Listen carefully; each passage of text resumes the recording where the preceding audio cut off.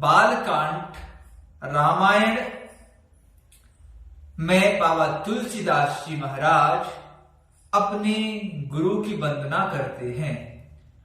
गुरु हमारे लिए सत्य का बोध कराता है, अंधकार रूपी महामोह घोर अंधकार को मिटाकर प्रकाश की तरफ ले जाता है और गुरु की कृपा से ही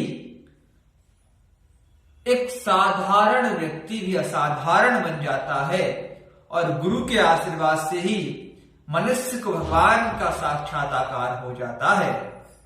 इसीलिए गुरु की भैया बहुत महिमा है। बाबा तुलसीदास जी महाराज भी गुरु की वंदना करते हैं। हम बाबा तुलसीदास जी द्वारा गुरु की वंदना करते हैं। तो सबसे पहले हम दोहा पढ़ते हैं। बंदो गुरु पद कंज कृपा सिंधु नर रूप हरि महामोहितम पुंज जासु वचन रवि कर निकर। बाबा तुलसीदास जी कहते हैं कि मैं अपने गुरु महाराज की वंदना करता हूं, जो कृपा के समुद्र हैं और नर रूप में हरि ही हैं, जो महामोह रूपी अंधकार का नाश करने वाले सूर्य की किरणों के समूह है, सूर्य की किरणों के समान है। जिस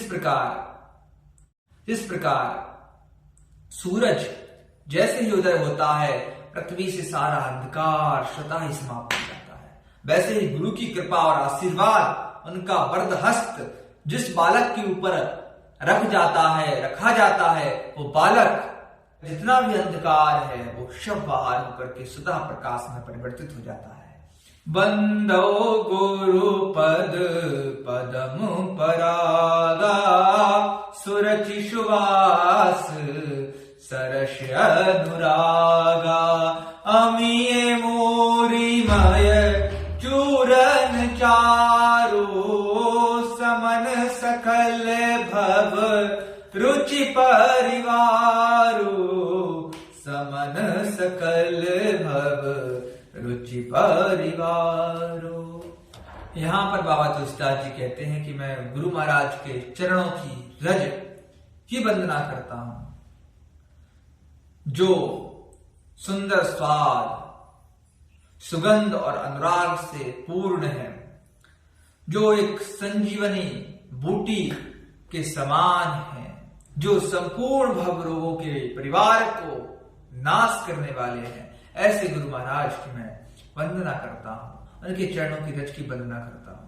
कृति संभूतन विमल विभूति मंजुल मंगल मोद प्रसूति जन मन मंजू मुकुर माल हरणी किए तिलक गुण गण वश करनी।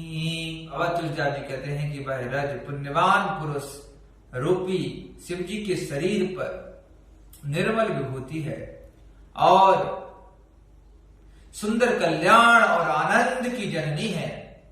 वह और भक्त के मन रूपी दर्पण के मैल को दूर करने वाली है और सुंदर तिलक करने से सभी गुणों को वश में करने वाली है।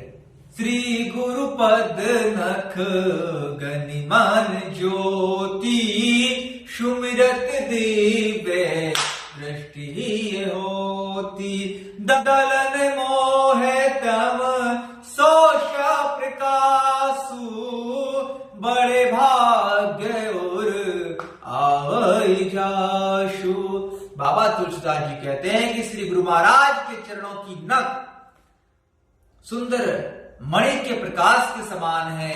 श्री गुरु महाराज के चरणों की नख मणियों के प्रकाश के समान है, जो हमारे भीतर दिव्य दृष्टि उत्पन्न कर देती है और वह प्रकाश हमारे अज्ञान रूपी अंधकार का नाश कर देता है। और वह प्रकाश जिसके हृदय में आ जाता है वह बड़ा भाग्यशाली है, भाग्यवान है। ओहरहि बेमाल विलोचन ही के मिटहि दोष दुख भव रजनी के समझि राम चरित मनि मानिक गुपत प्रगट जे जो जेहि खानिक। का प्रकाश हमारे भीतर आता है तो हमारे अंदर के नेत्र खुल जाते हैं और संसार रूपी रात्रि के जो दुख दोष हैं वो आदि मिट जाते हैं। श्री रामचरितमानस रूपी मणि जिस जगह है, जहां पर जिस खान में है, उसे वहां पर उसे दिखाई देने लगती है, दिखाई पड़ने लगती है। जथा सुअंजन अंजिद्रग साधक सिद्ध सुजान कौतुक देखत सैलवन भूतल भूरी निधान।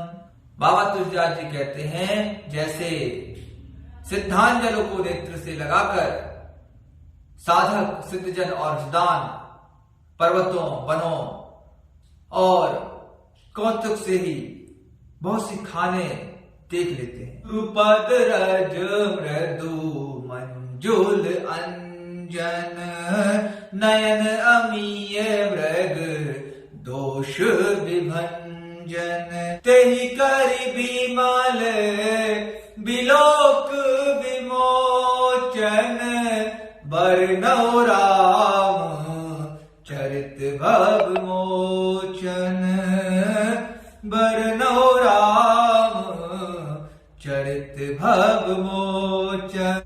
बाबा तुलसीदास जी कहते हैं कि श्री गुरु महाराज के चरणों की रज कोमल और नयनानंद सुंदर अंजन है और उस अंजन को अपने नेत्रों से स्पर्श करके नेत्रों के दोषों को दूर करता हूं और उस अंजन से विवेक रूपी नेत्रों को खोलकर संसार रूपी बंधनों को छुड़ाने वाले श्री रामचरितमानस की इस पवित्र कथा का वर्णन करता हूं।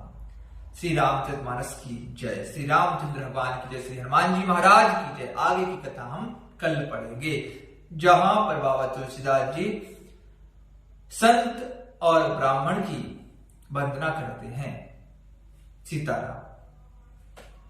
कथा विसर्जन होत है सुनो वीर हनुमान, जो जहाँ जहाँ से आए हैं ते तई करो बयान। प्रभु से कहियो दंडवत विनय करे कर जोर, गलती क्षमा अपराध हो महाबली बजरंग